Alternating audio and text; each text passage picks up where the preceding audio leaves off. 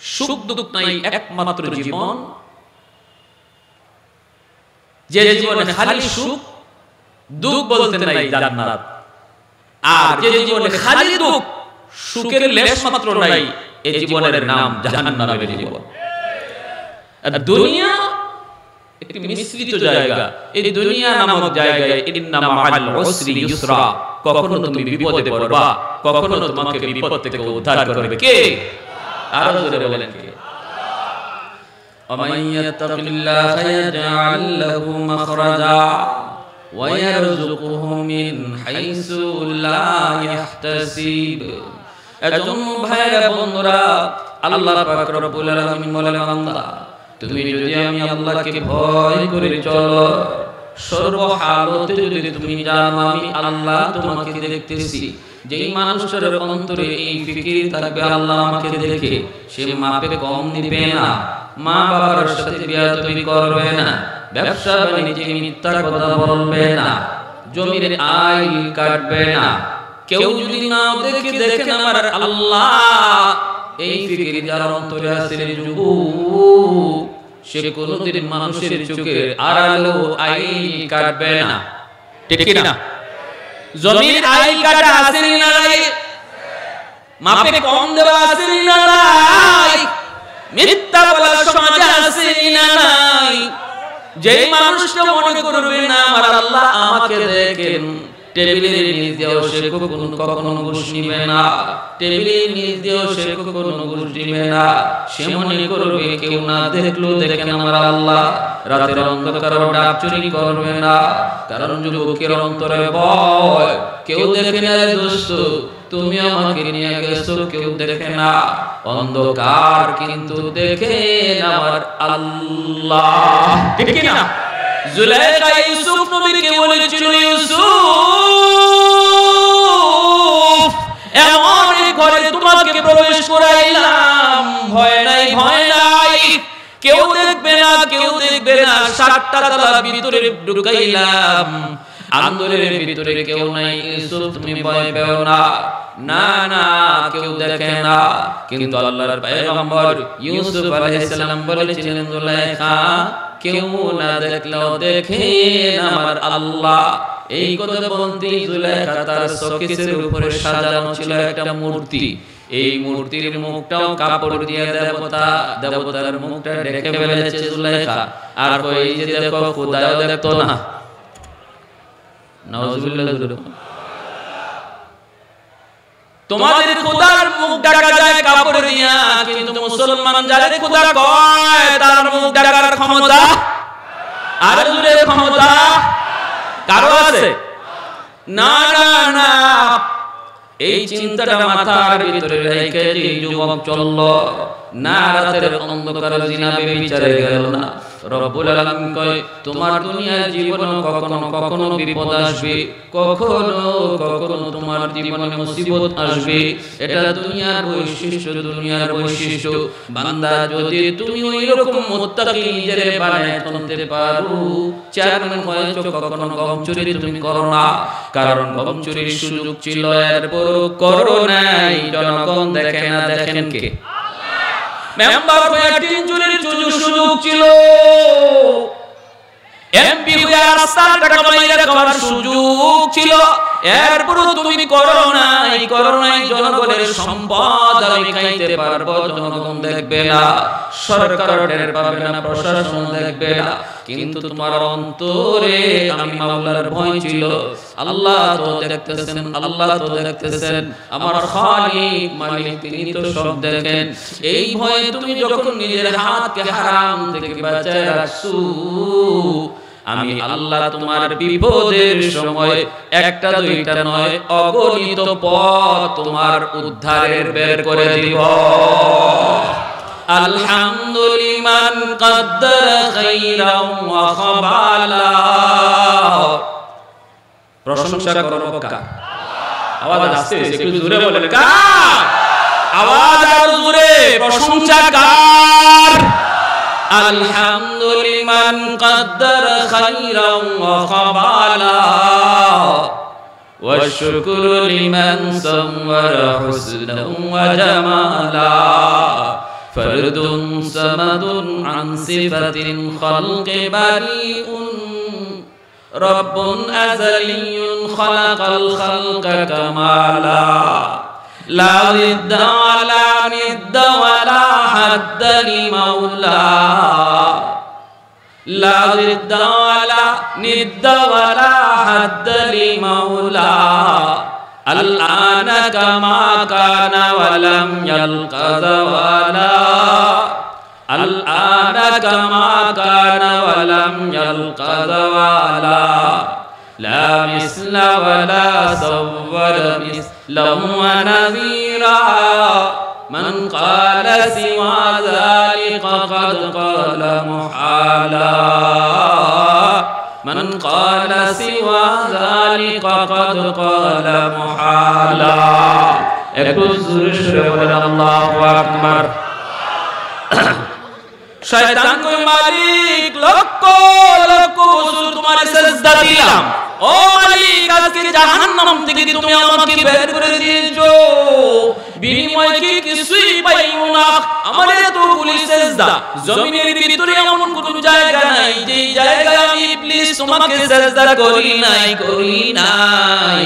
আমার নাম হয়ে গেল সাজ্জাদ ও মালিক এতগুলি সিজদার বিনিময়ে কি আমি কিছু পাবো না আল্লাহ বলেন অবশ্যই তুমি বিনিময় পাবে একবার যদি আমি আল্লাহকে কেউ সিজদা দেই সাজদাতুন খায়রুম মিনাদ দুনিয়া ওয়া মা ফিহা আসমান জমিনের ভিতরে যত যা কিছু আছে সব কিছু যদি এক পাল্লায় রেখে দেওয়া হয় আর আমার বান্দার একটা সিজদা এক পাল্লায় রাখা হয় আল্লাহ বলেন সিজদার পাল্লা ভারী হয়ে যায় অতএব তুমি এতগুলি সিজদা দিয়েছো বিনিময়ে আমি তোমাকে বিনিময় ছাড়া দিব না অবশ্যই তুমি বিনিময় পাবা এর প্রতিদান তুমি পাবা কি তুমি চাও তুমি বলো আমি আল্লাহ আর তুমি যা চাইবা তোমাকে সব দিব তবে দুইটা জিনিস ছাড়া দুইটা জিনিস ব্যতীত এক নাম্বার হলো মাফ তুমি যদি কও মালিক আমাকে তুমি মাফ করে দাও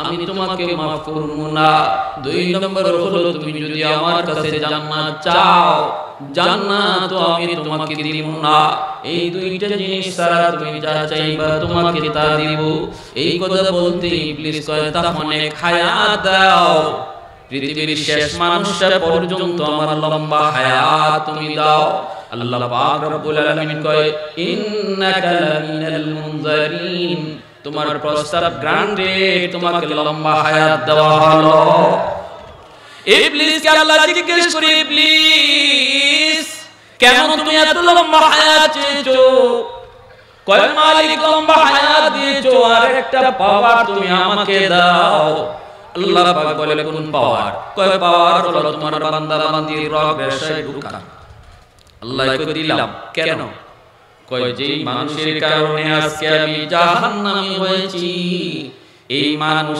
একজনকে আমি জান্নাতে যাইতে দিব না ওদেরকে লইয়া আমি জাহান্নামে যাব নাউজুবিল্লাহ জোরে কও আদমকে সিজদা না দেওয়ার অপরাধী তো আজকে আমি জাহান্নামে তো ঠিক আছে এই বনি আদম কেমনে জান্নাতে যায় আমি ইবলিস দেখব সুম্মা লাতিয়ান্নাহুম মিন বাইনি আইদিহিম ওয়া মিন খালফিহিম ওয়া আন শামাইলিহিম শয়তান কয় তার ডানে বামে সামনে পিছনে আমি ষড়যন্ত্রের জাল বিছায়া রাখবো ষড়যন্ত্রের জাল আমি ডানে বামে সামনে পিছনে বিছায়া রাখবো যাবে তোমার বান্দা কোন দিকে আল্লাহ পাক কয় ইল্লা ইবাদাকা মিনহুমুল মুখলাসিন কিন্তু তুইও জেনে রাখ আমার যে বান্দার অন্তরে ইখলাস থাকবে আমার যে বান্দা মুখলিস হবে তার কোনো ক্ষতি তুই করতে পারবি না কোনো ওয়াসওয়াসাই কোনো কাম হবে না ইখলাস কাকে বলে রে ভাই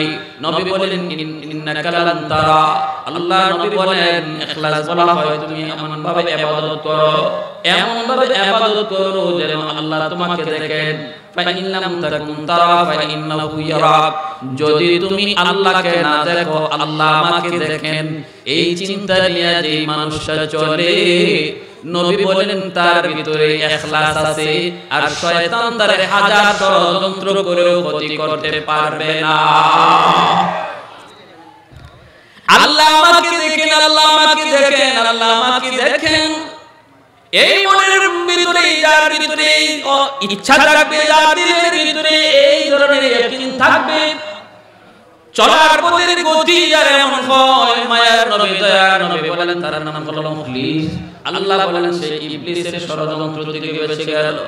ভাই রে, এ ভাই, একটা ঘটনা বলি, আল্লাহ আমাকে দেখেন, এই চিন্তা দিলের ভিতরে থাকলে মানুষ কত পরিবর্তন হয়। এই চিন্তা যদি দিলের ভিতরে আমি জাগ্রত করতে পারি, আল্লাহর গোলাম, আমার দ্বারা কখনো মানুষের আড়ালেও অন্যায় হবে। প্রসিদ্ধ মুহাদ্দিস আব্দুল্লাহ ইবনে মুবারক রাহমাতুল্লাহি আলাইহি, এত বড় মুহাদ্দিস, 6 মাস হাদিস পড়ান, 6 মাস তিনি জিহাদে কাটান। আব্দুল্লাহ ইবনে মুবারক রাহমাতুল্লাহি আলাইহি, বাবার নাম ছিল মুবারক করিম। ওই মুবারক করিম তিনি অনেক বড় আল্লাহওয়ালা, অনেক বড় বুজুর্গ, কিন্তু তিনি ছিলেন একটা বাগানের মালিক। বাগানের মালিক না, কিন্তু মালিকের পক্ষ থেকে একটা বাগানের মালিক ছিলেন, একটা বাগানের ম্যানেজার ছিলেন, ম্যানেজার।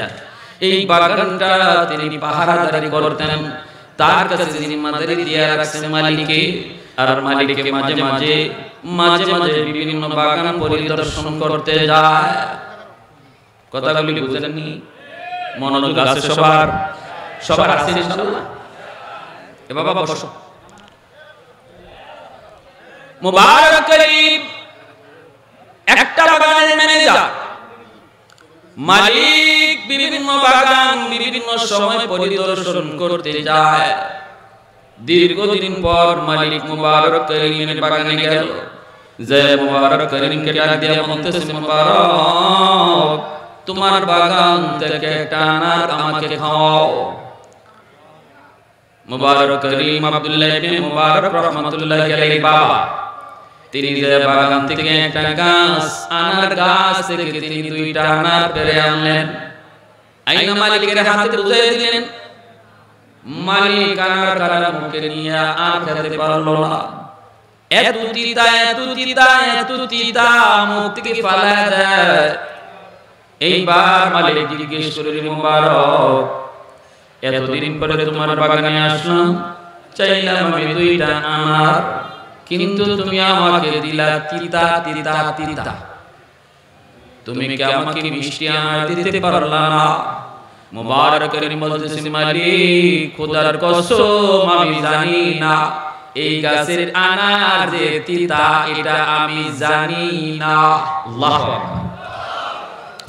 মালিক, মুবারক, তুমি কও কি আজকে 20 বছর আমার বাগানের মালিক, আমার বাগানের ম্যানেজার, 20 বছরের ভিতরে কোন গাছের ফল মিষ্টি, কোন গাছের ফল তিতা, কোন গাছের ফল টক, এটাও তুমি বুঝলা না।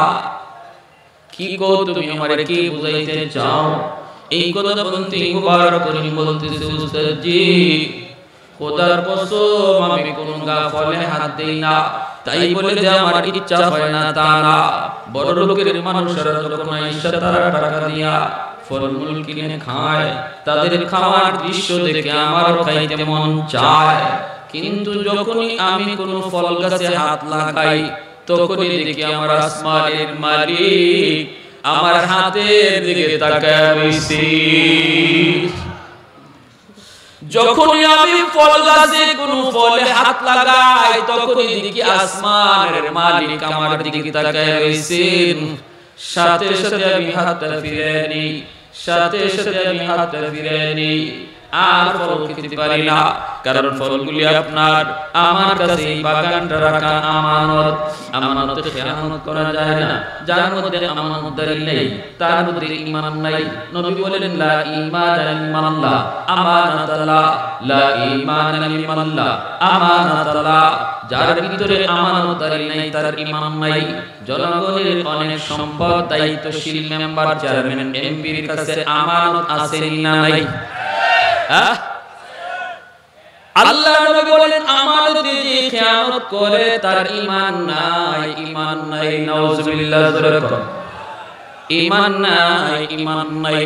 আমানতদারি রক্ষা করে কিয়ামতের ময়দানে আল্লাহ বিশেষ পুরস্কারে তাদেরকে পুরস্কৃত করবে। কিন্তু যদি আমানতে খেয়ানত করে, নবী বলেন মরবার সময় তার বেঈমান হয়ে মরবার সম্ভাবনা বেশি থাকে। গম চুরি করার অভ্যাস যার বেশি থাকবে, বেঈমান হয়ে মরবার সম্ভাবনা তার বেশি থাকবে। টিন চুরি করার অভ্যাস যার থাকবে, বেঈমান হয়ে মরবার অভ্যাস তার থাকবে। রাস্তার টাকা মাইরে খাওয়ার অভ্যাস যার থাকবে, বেঈমান হয়ে মরবার সম্ভাবনা তার বেশি থাকবে। আমি মৌলবীর কথা নাকি নবীর কথা? আরে গুজরে বলেন কার? মায়ার নবী বলেছেন, মায়ার নবী। এজন্য ভাই মনে রাখবা, দায়িত্ব বহুত বড়, আল্লাহর পক্ষ থেকে নিয়ামত। দায়িত্ব বহুত বড় নিয়ামত, আল্লাহ সবাইকে দেয় না। মাঝে মাঝে দায়িত্ব দিয়ে আল্লাহ কাউকে পরীক্ষা নেয়, ঠিক কি না?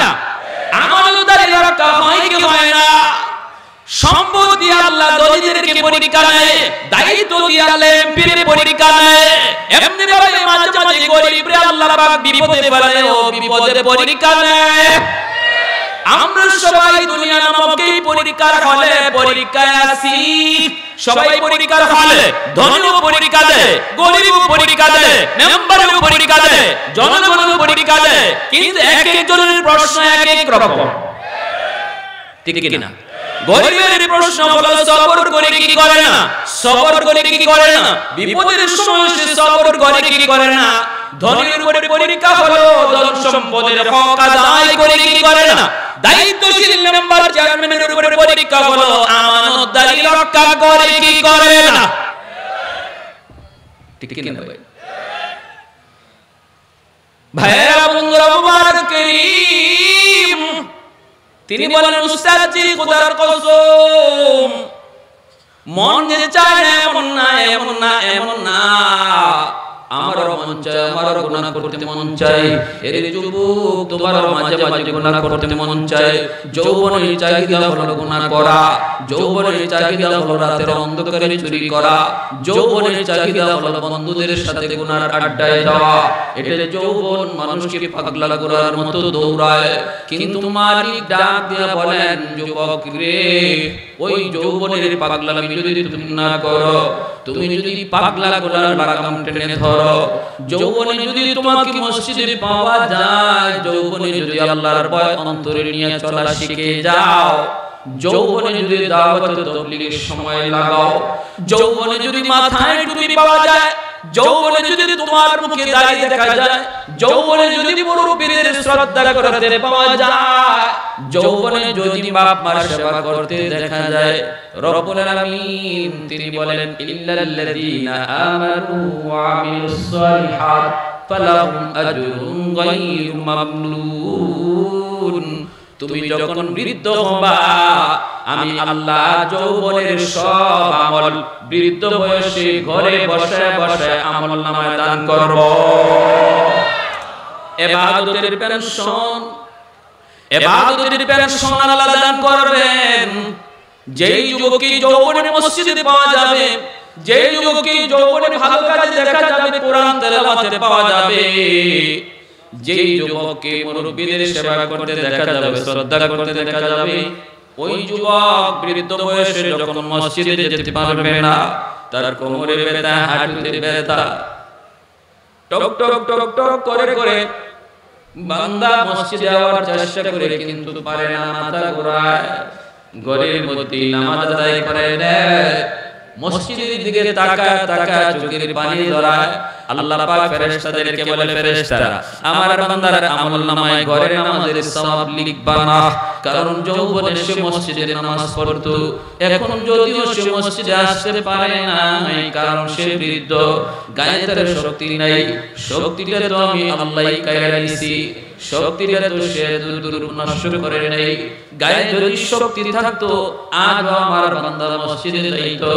অতএব যদিও বান্দা ঘরে শুয়ে ঘরে একা একা নামাজ পড়ে, তবুও তার আমলনামায় মসজিদের জামাতের সওয়াব লিখে দাও। কোরআন তেলাওয়াতের আমল, কোরআন তেলাওয়াতের আমল, ফজরের পরে আল্লাহর বান্দা রেগুলার কোরআন তেলাওয়াত করতো, দায়ী আমল, দায়ী আমল। এখন সে বৃদ্ধ, চোখে দেখে না, কোরআন তেলাওয়াত পারে না।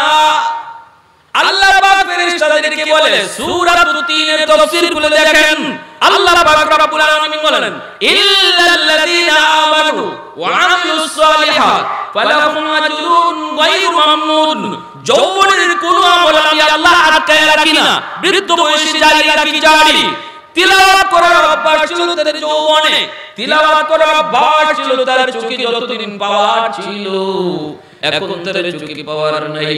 রব্বুল আলামিন ফেরেশতাদেরকে বলেন, ফেরেশতারা আমার বান্দা যদিও এখন তিলাওয়াত করতে পারে না, তো তার আমলনামায় কোরআন তিলাওয়াতের সওয়াব লিখে দাও।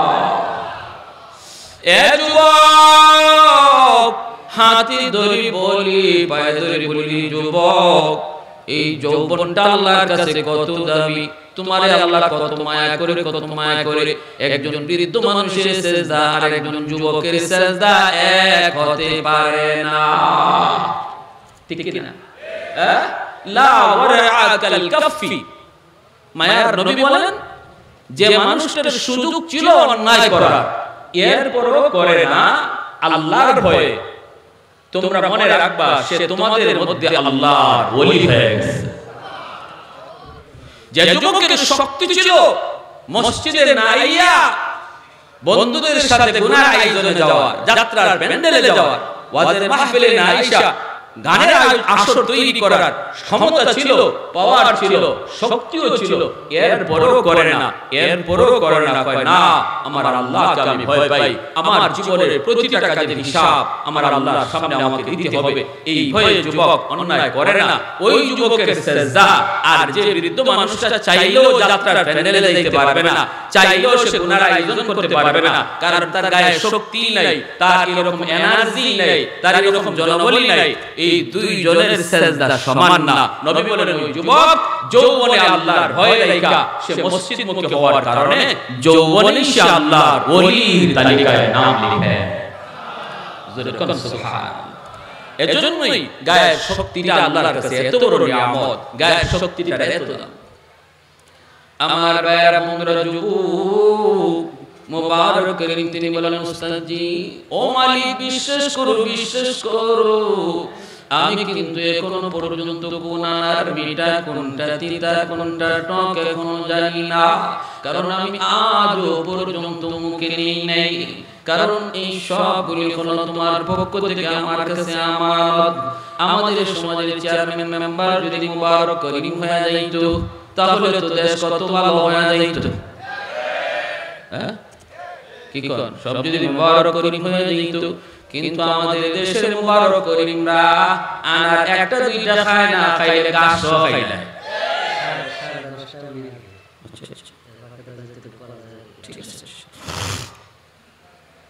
মুবারক করিম আনারে হাত দেয় না। আমাদের দেশের দায়িত্বশীলরাও আনার খায় না, কি কর? আনার খায় না। যদি ভাই আল্লাহর গোলাম এইভাবে যদি চলতো, সমাজ সুন্দর হয়ে যাইত। এইদিকে মালিক এই কথা শোনার পরে মালিকের চোখ থেকে দর দর করে পানি পড়ে। মালিক কান্দে আর বলতেছে, রে মুবারক, কি শুনাইলে রে, কি শুনাইলে? কত বাগানের ভিতরে ঢুকলাম, কত মেয়েদেরকে কত প্রশ্ন করলাম, কতজন আমাকে কত ফল খাওয়াইল, কিন্তু না না, এমন কথা কি শুনাই নাই রে মুবারক? কি শুনাইলে? 20 বছরের ভিতরে তুই আমার কোনো আমানতে খেয়ানত করো নাই। ঠিক আছে, আমি তোর উপর খুশি হয়ে আজ তোরে আজাদ করে দিলাম।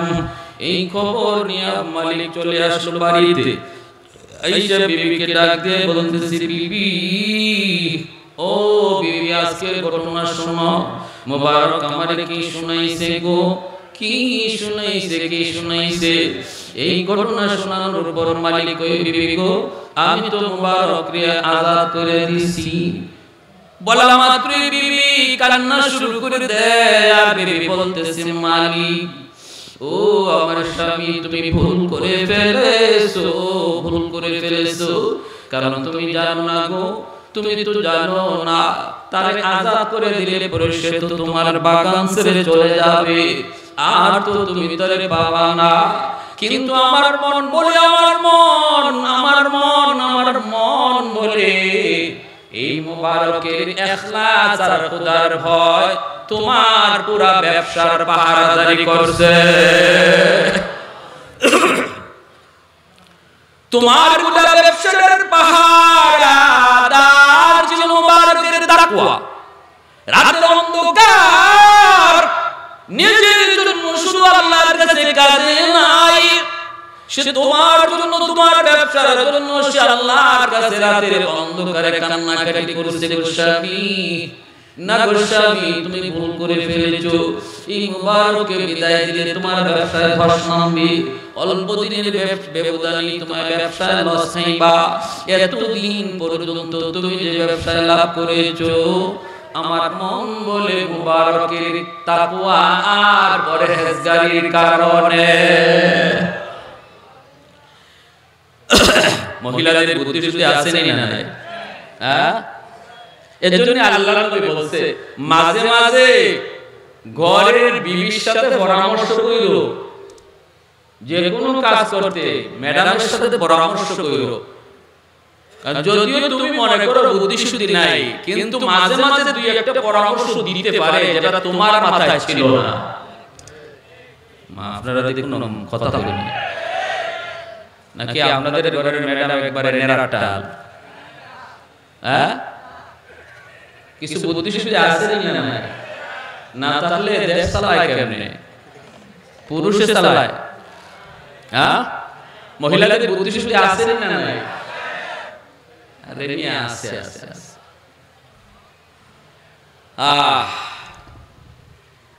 সৌদি আরব গেলাম তো আমারে কি অসুবিধা দিচ্ছে আপনাদের? সৌদি একজন আমারে জিজ্ঞেস করে বাড়ি কোথায়? আমি বললাম বাংলাদেশ। বাংলাদেশ কথা বলার পরে সে আরবিতে আমাদের যা বলছে বাংলা আপনাদেরকে বলি। বলছে তোগো বাংলাদেশে বেটা মানুষ আসেনি। আমি মনে করি দুই ভাই মাথায় দিয়ে চিন্তার মাঝে পড়ে গেলাম, ঘটনাটা কি? আমি বললাম কেন বেটা মানুষ তোমার চোখে লাগে না? আমি কি বেটি না বেটা? আমি বেটি না বেটা? হয় না, এজন্য বলি নাই। বলছি যে প্রধানমন্ত্রী একবার উঠে মহিলা, নামে মহিলা, আবার উঠেও মহিলা। তোমরা পুরুষ মানুষ কই? উঠা নামা যা সব দুইজনের মধ্যে। আমি তাদের সমালোচনা করতেছি না, মানে তার কথাটা বলতেছি। তো আমি বললাম ভাই এখন বুঝো আমাদের দেশের মহিলা কেমন। তুমি তো খুব বেটা মানুষ নাই, মহিলাই যদি এমন হয় বাংলাদেশের বেটা মানুষ কেমন তুমি হিসাব করে বুঝো। যাই কোন রকম হের কাছ থেকে পাশ কাটলাম। তো কি বুঝলাম? মহিলাদের সাথে পরামর্শ করার নির্দেশ নবী দিয়েছেন, আল্লাহ নবীও পরামর্শ করেছেন। সব সময় শুধু খালি ঘরের মধ্যে রাগ আর চেঁচামেচি করবেন।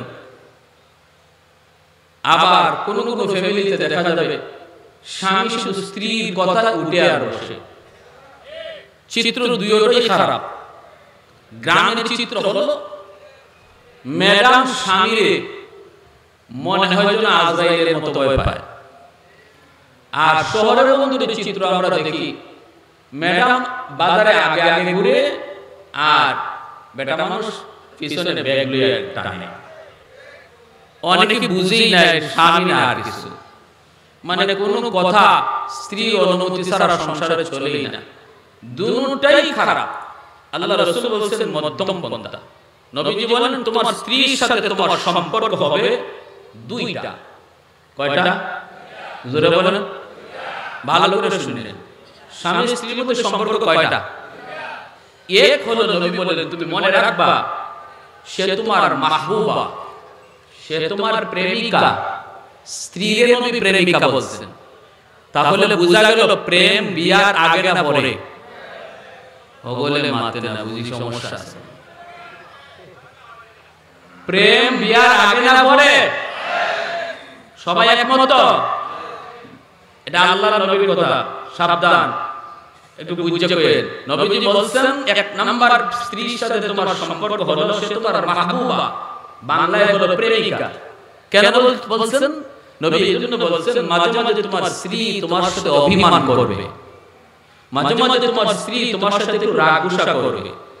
প্রেমিকা যেমন প্রেমিকের সাথে অভিমান করলে রাগ গুসা করলে সে মারে না, হাত তুলে না, বরং আদর করে গুসা ভাঙায়, ঠিক কিনা জোরে কর। তারা আর একটু মহব্বত কইরা নরম ভাষায় মিষ্টি মিষ্টি কথা কিছু পাম পট্টি দিয়া, কিছু আছে না নাই, কিছু পাম পট্টি দিয়া, সবই তো পাম পট্টি, সবই তো পাম পট্টি। যতগুলা গান প্রেমের গান বানাইছে দেখবেন একটারও কোনো বাস্তবতা নাই। এক মিনিট না দেখলে বলে মরে যায়।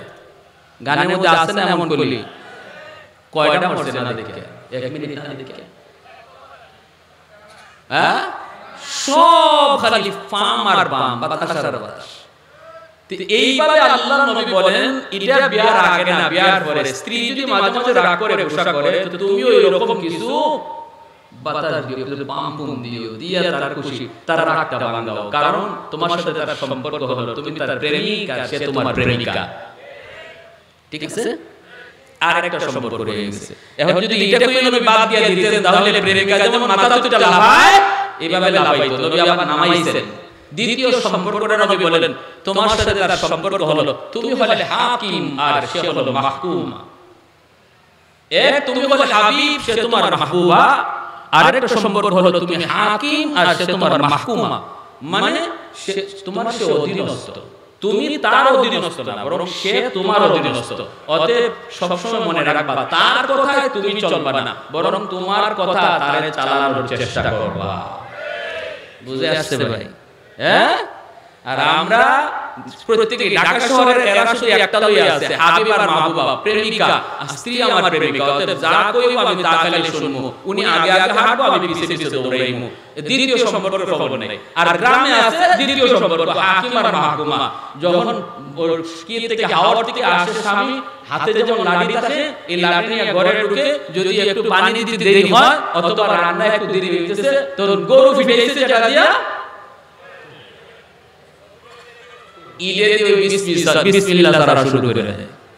আসলে না নাই? হ্যাঁ, একটা ছোট্ট একটা মজা করব, ঘটনা বলবো, এটা কি ইচ্ছা বলবো। এই ভিডিওটা কত বিপজ্জনক দেখেন। যদিও ঘটনাটা আমি বলতেছি যে আমাদের জন্য শিক্ষণীয়, যে আসলে আমরা কিভাবে ইতিদাল করব, ফ্যামিলিগত বিষয়টাকে আমরা কিভাবে মেইনটেইন করব, স্বামী স্ত্রীর মধ্যে কি সম্পর্ক নিয়ে আমরা চলবো, দুটোটাই দরকার। এক স্বামী স্ত্রীর কথায় খালি চলে, স্ত্রী এত ভয় পায়, স্ত্রী যা কয় তা। এখন সে বাজার থেকে মাছ নিয়ে এসে 800 টাকা, 800 টাকা মাছ আনার পর বাড়িতে আনে আর মনে মনে ভাবে বাড়িতে যাওয়ার পরে যদি মাছ দাম জিজ্ঞেস করে তাহলে যদি বলি 800 তাহলেই শুরু হয়ে যাবে ঝড় তুফান টর্নেডো। কইবো হাই হাই এত টাকা পাইলা কই, হ্যাঁ তুমি এত দাম দিয়ে মাছ আনতে তোমারে কে কইছে, কত কথা কয় যা আছে কপালে, জিগানো মাত্রই কয় মাছের দাম 500, মাছের দাম। এটার একটা অনুমতি আছে শরীয়তে। যদি আপনি কোনো জিনিসের দাম বেশি বললে মনে করেন যে ঘরে আগুন লাগবার সম্ভাবনা আছে বা ঝগড়া হওয়ার সম্ভাবনা আছে, তখন শরীয়ত বলে স্ত্রীরে বুঝ দেওয়ার জন্য দামের ক্ষেত্রে একটু মিছা কথা হওয়া যায়।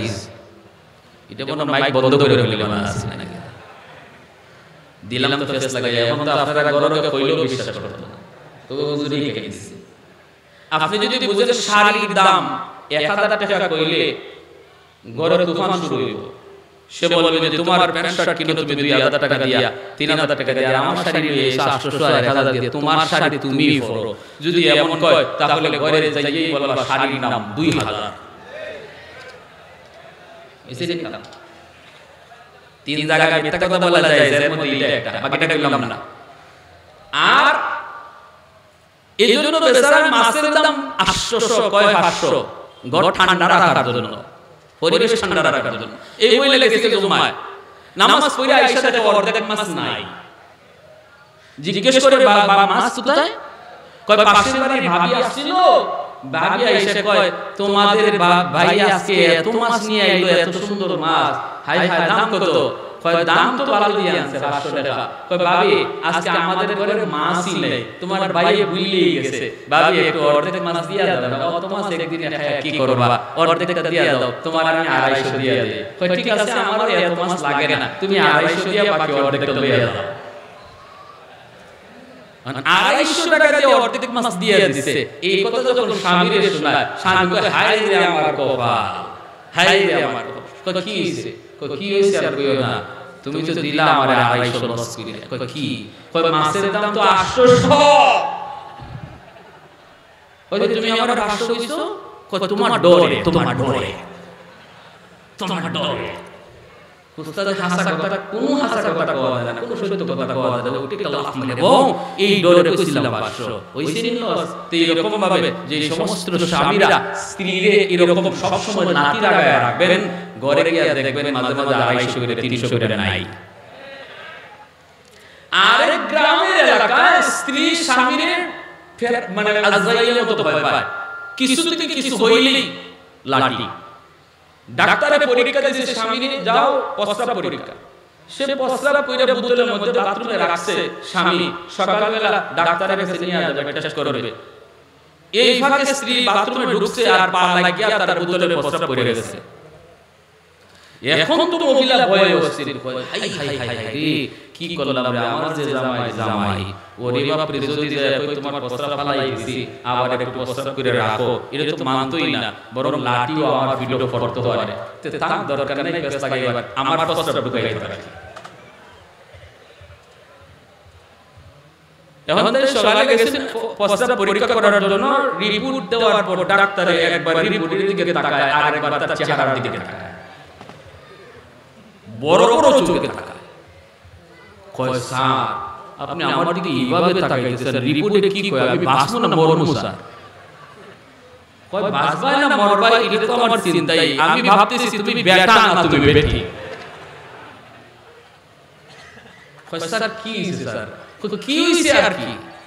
আমার রিপোর্টে কয় তোমার পেটে 7 মাসের বাচ্চা। তো আমি দেখতেছি তুমি বেটা না বেটি, 7 মাসের বাচ্চা হইলে তো বেটি হওয়ার কথা, সেরাই তো হবে বেটা। কই ইন্না লিল্লাহ, সরি এতদিন গেল একবার এদিকে আইসা আনেবা। এই যে এখানে একটা ফেস লাগলো, এটাও কেন? ওই যারা স্ত্রীর সব সময় এরকম ভাবে লাঠি লাগায় রাখছেন, মাঝে মাঝে পেটে বাচ্চাও নেওয়া লাগতে পারে, সাবধান করে দিলাম। তাহলে এটাও চলবে না, ওই শহরের পিছে পিছে স্ত্রীর পিছে পিছে হাঁটা আর স্ত্রীর কথা সংসার চলা, এটাও চলবে না। নবী বলেন সম্পর্ক দুইটা, এক হলো হাবিব আর মাহবুবার, আর এক হলো হাকিম আর মাহকুমার, এই দুই সম্পর্ক চলবে। ঠিক আছে না ভাই? আমার ভাইরা বন্ধুরা, তাহলে আসুন শুরু করি। তো এই কথা বলতেই মুবারক করিমের এই হালতটা যখন মালিক তার স্ত্রীকে শোনাইছে, স্ত্রী বলতেছে স্বামী আমার মন বলে তুমি দ্রুত যায় মুবারক করিমের থামাও, যদি সে চলে যায় তাহলে তোমার ব্যবসা লাটে উঠবে। ওগো স্বামী যদি বাঁচতে চাও তাহলে যায় মুবারক করিম আটকাও এবং সমস্ত বাগানের চিফ ম্যানেজার তারে বানায় দাও। মালিক দৌড়ে এসে কই মুবারক স্বাধীন করে দিয়েছি যে যাওয়ার জন্য নয় বাবা, আজ থেকে তুমি শুধু এক বাগানের ম্যানেজার নও, আজকে থেকে তুমি হলে চিফ ম্যানেজার, সমস্ত বাগানের ম্যানেজার হলে তুমি। মোটা অঙ্কের বেতন ধার্য করলো। বেশ কিছুদিন পর তার উপযুক্ত মেয়েটাকে বিয়ে দেওয়ার জন্য উপযুক্ত একটা পাত্র তালাশ শুরু করে দিল মালিক। মুবারক করিম জিজ্ঞেস করে, মুবারক আমার মেয়েটা উপযুক্ত হয়েছে, বলো তো কেমন পাত্র লাগবে? মুবারক করিম তিনি তো নবী খাঁটি ওয়ারিস, তিনি তো আল্লাহ ওয়ালা, তিনি কয় নবী তো বলেছেন তুনকাহুল মারআতু লিআরবাঈন লিহাসাবিহা ওয়া লিজামালিহা ওয়া লিমালিহা ওয়া লিদীনিহা ফাজফার বিযাতিদ দ্বীন। মায়ার নবী বলেন মানুষ চারটা জিনিস দেখে বিয়ে করে, এক হলো বংশ দেখে বিয়ে করে, আরেকটা হলো সৌন্দর্য দেখে বিয়ে করে, আরেকটা হলো মাল দেখে বিয়ে করে, আবার কেউ কেউ দিনদারি দেখে বিয়ে করে। ফাজফার বিজাতি দ্বীন, নবী বলেন তোমরা দিনদারিকে প্রাধান্য দাও, দিনদারিটাকে তোমরা বেশি প্রাধান্য দাও। খালি মাল দৌলত দেখে বিয়ে করতো খ্রিস্টানেরা, ইহুদিরা মাল দৌলত দেখে বিয়ে করে, সুন্দর খালি সুন্দর দেখে বিয়ে করে খ্রিস্টানরা, খালি বংশ গৌরব দেখে বিয়ে করে আরবের মক্কার কাফির কুফাররা, আর দিনদারি দেখে বিয়ে করে মুসলমান ইমানদাররা। ভাইরা বন্ধুরা, মুবারক করিম কয় দিনদারি দেখে একটা ছেলে বের করেন, যেই ছেলে হবে নামাজি, যেই ছেলে হবে মা ভক্ত বাবা ভক্ত, এমন একজন দিনদার ছেলে দেখে মেয়েকে বিয়ে দেন। 1 বছর পার হয়ে যায়, মালিক জিজ্ঞেস করে মুবারক তুমি কোন ছেলে পাইছো নি রে? নবীর হাদিস মোতাবেক ছেলে পাইছো নি? মুবারক করিম কয় আমি পাই নাই। এইবার মালিক স্ত্রীর সাথে পরামর্শ করে, স্ত্রী গো, নবীর হাদিস মোতাবেক যদি ছেলে পছন্দ করতে হয় তাহলে আমাদের কাছে একমাত্র ছেলে মুবারক। মুবারকের কাছে দিনদারি রয়েছে। 20 বছরের ভিতরে যে যুবক একবারের জন্য বাগানের কোনো ফল মুখে দেয় নাই, হাত দিয়ে দেখে আল্লাহ তাকায় রইছে, সুবহানাল্লাহ, হাত দিয়ে দেখে মালিক তাকায় রইছেন, এই যুবকের চেয়ে বড় পরহেজগার, এর চেয়ে বড় আল্লাহওয়ালা কে হতে পারে? তার সাথে বিয়ে দাও। মালিক আইসে মুবারক, আমার মেয়ের জন্য আর কোন মেয়ে ছেলে তোমার বোঝা লাগবে না, আমরা ছেলে পেয়ে গেছি রে বাবা। ছেলে বলে তুমি, তোমার কাছে আমার মেয়েকে আমরা বিবাহ দেওয়ার সিদ্ধান্ত নিয়েছি। মুবারক করিম ডাক দিয়া বলেন, মালিক আমি তো বিয়ে করতে রাজি, কিন্তু দেন মোহর দেবার ক্ষমতা আমার না। দেন মোহর দেওয়ার ক্ষমতা নাই। দেন মোহর লাগে না লাগে না? বিয়ের মধ্যে দেন মোহর পুরুষের জন্য স্বামীর জন্য দেওয়া ফরজ, ঠিক কি না? অবশ্যই দেন মোহর দিতে হবে। দেন মোহর সমাজে, আমাদের সমাজে শুধু লেখার বিষয় হয়ে দাঁড়ায়, কিন্তু শরীয়তের নির্দেশ হলো দেন মোহর পরিশোধ করে দিতে হয়। যদি কোনো স্বামী স্ত্রীর দেন মোহর পরিশোধ না করার পর সে মারা যায়, কিয়ামতের ময়দানে তার পরম করম মায়ার এই স্ত্রী হাসরের ময়দানে আল্লাহর আদালতে মামলা দিবে, তার হক নষ্ট করার মামলা দিবে, আর সেদিন তার জীবনের সব নেকি স্ত্রীর দিয়েও জান্নাতে যাওয়া সম্ভব হবে না, ঠিক কি না ভাই? তাহলে ইনি বলতেছে আমার দেন মোহর দেওয়া সম্ভব না। মালিক কয় কে দেন মোহরের চিন্তা করো তুমি, আমার সব সম্পদ তোমার নামে লিখে দিয়ে দিলাম। তাহলে শরীয়তে ছেলে যদি, পাত্র যদি দেন মোহর দেওয়ার ক্ষমতা না থাকে, তাহলে এর বিধান আল্লাহ, এর বিধান আল্লাহ জানাইছেন, এর বিধান আল্লাহ জানাইছেন, হ্যাঁ, যে তুমি একটা ব্যবস্থা করো। ছেলের জন্য যদি দেন মোহর দেওয়ার ব্যবস্থা না থাকে, আল্লাহ এর বিধান জানাইছেন, তুমি সাহায্য চাও। কিন্তু আমাদের সমাজে যদি উল্টা, আমাদের সমাজে যত মানুষ মসজিদে দ্বারা সাহায্য চায় সব হলো মেয়ের বাপ, ঠিক কি না? আল্লাহ কিছু ছেলের বাপে যদি ছেলের বিয়ে করানোর সময় মোহর দেওয়ার ক্ষমতা না থাকে, তাহলে সে মানুষের কাছে সাহায্য চাইতো, অথবা তার বিকল্প ব্যবস্থা করতো, অথবা বাদী বিয়ে করতো। কিন্তু আমরা দেখি আজকে মেয়ের বাপে সাহায্য চায়, যেখানে মেয়ের বিয়ে দেওয়ার ব্যাপারে কোরআনে কোনো খরচের কথাই উল্লেখ করা হয় নাই, এমনকি বরযাত্রীরা পর্যন্ত শরীয়তে জায়েজ নাই, ঠিক কি না? এটা আওয়াজ আসতে বলে আমি জানি না, যতই করি এটা আওয়াজ আসতে হইব। 500-600 লোক নিয়ে বরযাত্রী যাইবেন, কত ইচ্ছা মনের, হুজুরি আবার কি ওয়াজ শুরু করলো, বরযাত্রী যাও দেব না। শরীয়তে কয় শুধু ছেলে খাওয়াইবো, তার বাড়িতে জানাম যেটার নাম হলো ওলিমা, বিয়ার পরের দিন। মুবারক করিমের বাপ কয় বাবা কে দেন মোহরের চিন্তা করো, আমার সমস্ত বাগান তোমার দিয়ে দিলাম। আল্লাহু আকবার জোরে বলেন। আল্লাহ পাক বলেন তুমি যদি আল্লাহকে ভয় করো, ভয় যদি তুমি করো, তাহলে দেখো তোমার বিপদ থেকে উদ্ধার করার মালিক হবেন আল্লাহ, আর তোমার জন্য অজানা জায়গা থেকে রিজিকের ব্যবস্থা করবেন কে? আর একটু জোরে বলেন কে? মুবারক কি জানতো তার যে সে গরিব থেকে মানে জিরো থেকে হিরো হবে এটা কি তার কোনো জানা ছিল? কিন্তু তার অন্তরে দৌলত ছিল তাকওয়া, খুদাভীতি, ঠিক কি না? এই খুদাভীতির কারণে আল্লাহ মুহূর্তের ভিতরে জিরো থেকে তার হিরো বানায়া দিলেন, জিরো থেকে হিরো বানায়া দিলেন, আল্লাহ সম্পদশালী করে দিলেন, সুন্দরী স্ত্রী তারা দিয়ে দিলেন। আল্লাহ পাক রব্বুল আলামিন বলেন, বান্দা এই কথার উপর ইয়াকিন করো, তুমিও যদি আমি আল্লাহকে ভয় করে চলো, যেখানেই থাকো, যে অবস্থায় থাকো, জবাবদিহিতার জিন্দেগি যদি তুমি সামনে রাখো, যে আমার জীবনের প্রতিটা কাজের হিসাব আল্লাহর সামনে একদিন দিতে হবে, এই চিন্তা নিয়ে যদি তুমি চলো, তাহলে তোমার জীবনে যত মুসিবত আসবে, সমস্যা আসবে, আসতে পারে, সমাধান করব আমি আল্লাহ, আর রিজিকের ব্যবস্থাও করব এমন জায়গা থেকে যার কল্পনাও তোমার ছিল না। সুবহানাল্লাহ।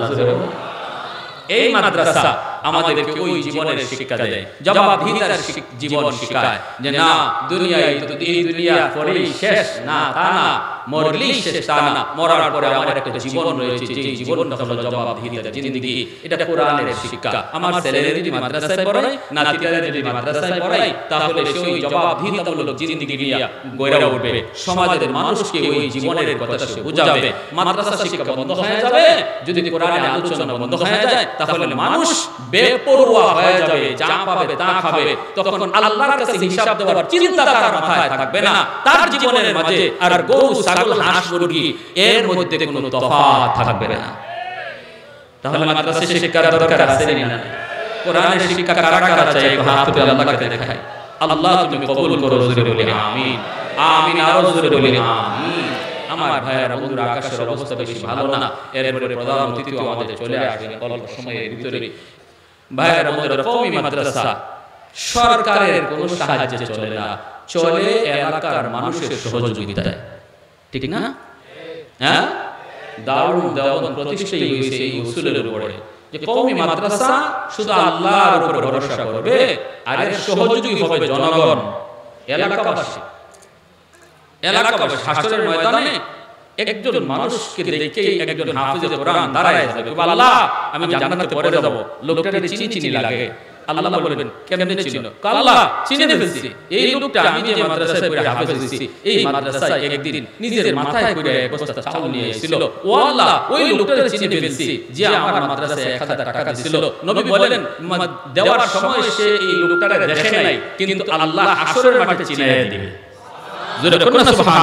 যতজন লোক মাদ্রাসার সহযোগী হবে, প্রত্যেকটা লোককে ওই মাদ্রাসার তালেবে ইলম, যাদেরকে আল্লাহ পাক হাসরের ময়দানে ভিআইপি আসনে বসায়া ভিআইপি মেহমান বানায়া জান্নাতে দেবে, তারা প্রত্যেকটা সহযোগিতাকারী চিনে আল্লাহ সে তো আমার সহযোগিতাকারী ছিল, যদি সে সহযোগিতা না করত আমি বসার জায়গা পেতাম না। আল্লাহ সে যদি সহযোগিতা না করত আমার খানার ব্যবস্থা হইতো না।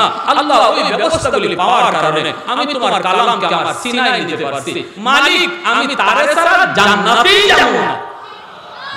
সুবহানাল্লাহ। আল্লাহ আমি তারে ছাড়া জান্নাতেই যাব না। রব্বুল আলামিনের কাছে সুপারিশের মাধ্যমে ওই সমস্ত সহযোগিতাকারী মানুষকে সে সুপারিশ করে আল্লাহর তরফে জান্নাতে নিয়ে যাবে। এই সহযোগী সংগঠনে, সহযোগী দলে, সাহায্যকারী দলে আমরা কারা কারা থাকব? নিয়ত আছে, একটু হাত তুলে আল্লাহর দেখান। দুই হাত। আল্লাহ আমাদের প্রত্যেকের দুটো হাতকে তুমি কবুল করো। আল্লাহ যার যত সাধ্য আছে, সাধ্য মোতাবেক তোমার এই নবীর বাগানে একজন সহযোগীদের তালিকায় নাম লেখাইবার তৌফিক দান করো। একজন ভাই বলেন সবার আগে, হুজুর ইনশাআল্লাহ আমি 50,000 টাকা আমার এই নবীর বাগানে আমার আম্মার নামে, আমার আব্বার নামে আমি ইনশাআল্লাহ দান করব। আল্লাহ যেন আমার আব্বা আমার কবরে দানের খবরটা পৌঁছে দেয়। আল্লাহর নবী বলে, সন্তান যখনই বাবা মার নামে দান করে, সাথে সাথে দানের খবর আল্লাহ তাদের কবরে পৌঁছায়, আর তখন কবরে ঈদের মতো আনন্দ হয়ে যায়। সুবহানাল্লাহ, আলহামদুলিল্লাহ, আলহামদুলিল্লাহ।